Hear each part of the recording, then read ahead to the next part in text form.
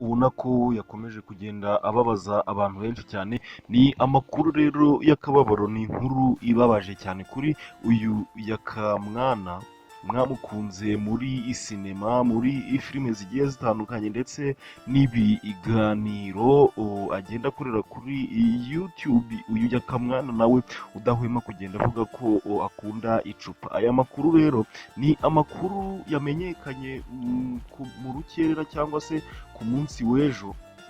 Nibwo uyu Yakamwana hamenyekanye amakuru y'uko yamaze kuba atabwa muri yombi. Ubu akaba afungiwe kuri sitasiyo ya polisi yo mu karere ka Musanze. Yakamwana arazira iki ko yatawe muri yombi? Bivugwa ko ashobora gukatirwa rwose igihano kiremereye kubw'ibyaha akurikiranyweho cyangwa se akekwaho.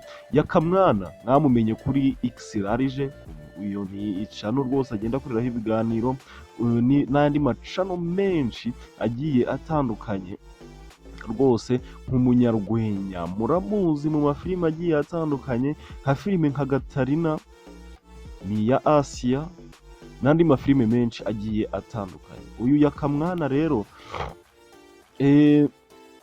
akaba afungiwe mu karere ka Musanze, aho akurikiranyweho icyaha cyo gukubita ndetse no gukomeretsa.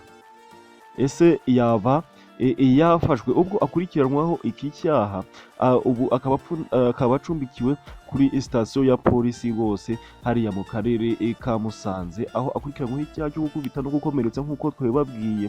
Gusa abantu benshi bakomeje kugenda bavuga ngo ubusinzi bwe buzamukorera ishyano, dore ko we nawe ubwe abyivugira ko icya mbere akunda ari inzoga n'abagore. Nk'uko akomeza kugenda abivuga ngo rwose ngo hariho n'abajyaga bamukinisha muri filime ngo bakamuha inzoga ngo ntibamuhe amafaranga, ngo arazikunda cyane. Uyu Yakamwana muramuzi, ajya akorana ibiganiro na Kanyombya rwose ajya asetsa.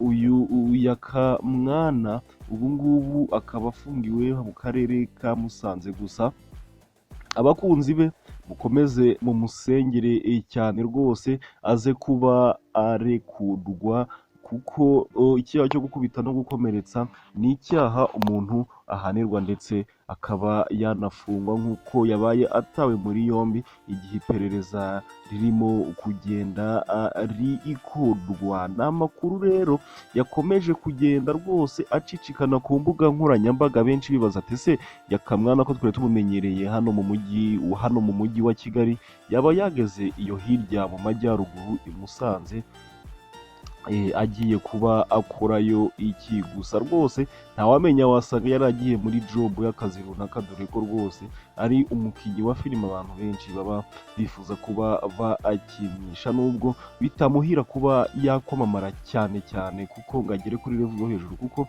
ntaratekereza kuba yakora ibye ngo abantu babe babireba ndetse banamukurikire kuri YouTube channel yiwe, dore ko izi saha nta YouTube channel aragira acishaho ibihangano bye, dore ko ajya akina mu bihangano by'abandi, dore ko nawe agenda avuga ko rwose ibijyanye n'akayoga n'agatama ari ibintu bye, ari nabyo abantu bagenda bamushinja kuba yarwanye gukubita no gukomeretsa.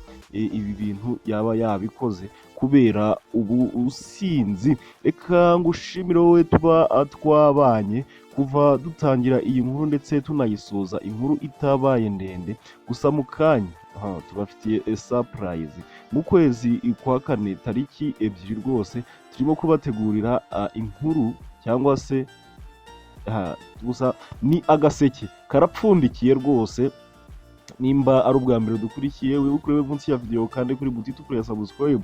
Iyo nkuru ubwo tuzaza kuyikora rwose itazaza kuba igucika. Ni inkuru nziza, ni icyegeranyo rwose kizaba kiryoheye amatwi ndetse no kucyumva. Ndatekereza ko ari ubwa mbere uzaba wumvishe ibintu nk'ibyo cyangwa se inkuru nk'iyo tuzaba tugiye kubagezaho rwose. Tariki 2 muzayinyishuze rwose no muri comment. Ndabashimira mwese tuba twabanye ndetse munakanda subscribe. Amahoro n'imigisha by'Imana bikomeze bibane namwe, ndabashimiye.